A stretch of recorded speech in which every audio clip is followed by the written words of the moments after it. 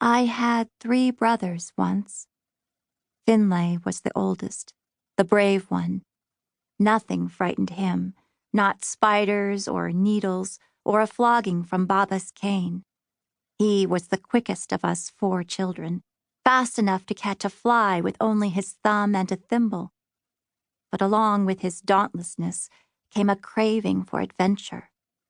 He despised having to work in our shop, having to spend the sun's precious light sewing dresses and mending shirts.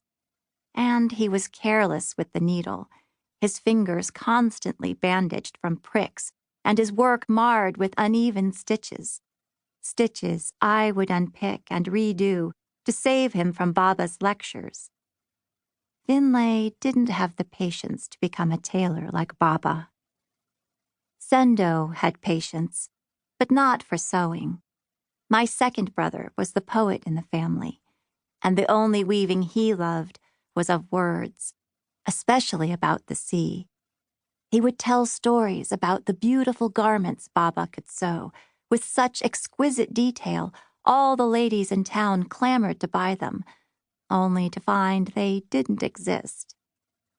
As punishment, Baba made him sit on the pier behind our shop, unraveling thread from silkworm cocoons.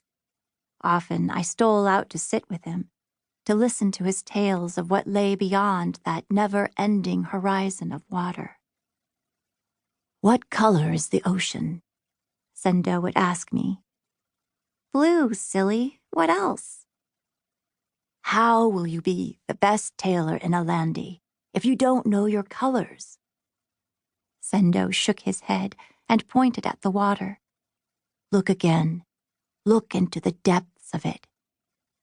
"Sapphire," I said, studying the ocean's gentle crests and troughs. The water sparkled.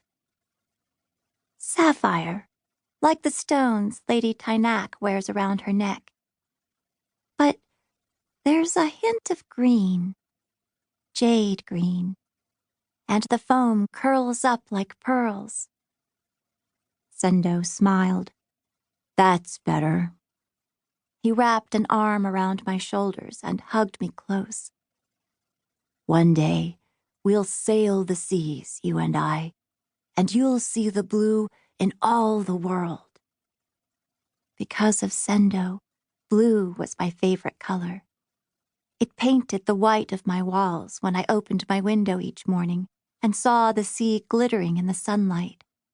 Sapphire or cerulean, azure, indigo. Sendo trained my eyes to see the variations in color, to appreciate the dullest brown to the brightest pink. How light could bend something into 1,000 possibilities. Sendo's heart was for the sea, not for becoming a tailor like Baba. Keaton was my 3rd brother and the closest to me in age.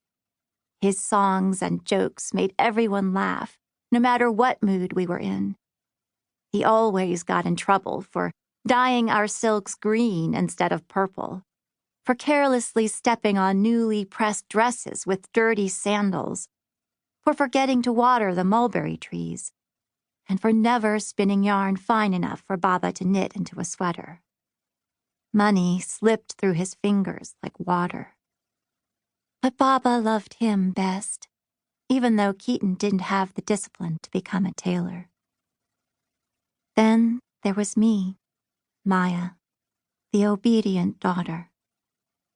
My earliest memories were of sitting contentedly with Mama as she worked the spinning wheel, listening to Finlay, Sendo, and Keaton playing outside, while Baba taught me to roll Mama's thread so it wouldn't tangle. My heart was for becoming a tailor. I learned to thread needles before I could walk, to make a line of perfect stitches before I could talk. I loved my needlework and was happy learning Baba's trade instead of going out with my brothers. Besides, when Finlay taught me to spar and shoot arrows, I always missed the target. Even though I soaked up Sendo's fairy tales and ghost stories, I could never tell one of my own. And I always fell for Keaton's pranks, no matter how often my older brothers warned me of them. Baba proudly told me I was born with a needle in one hand, a pair of scissors in the other. That if I hadn't been born a girl, I might have become the greatest tailor in Alandi, sought after by merchants from one coast of the continent to the other.